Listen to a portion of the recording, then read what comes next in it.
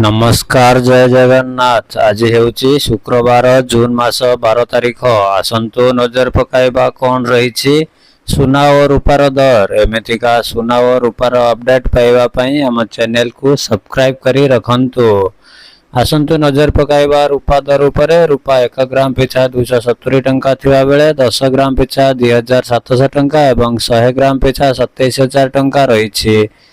एबे आसंतु नजर पकाइबा कौन रही सुना दर। सुना दर 24 कैरेट 1 ग्राम पिछा 14564 टंका थिबा बेले 24 कैरेट 10 ग्राम पिछा 1,45,640 टंका रही। आसंतु नजर पकाइबा 22 कैरेट सुना दर उपरे। 22 कैरेट सुना 1 ग्राम पिछा 13,350 टंका थिबा बेले 22 कैरेट सुना 10 ग्राम पिछा 1,33,500 टंका रही। वीडियोटी को शेष पर्यंत देखि धन्यवाद।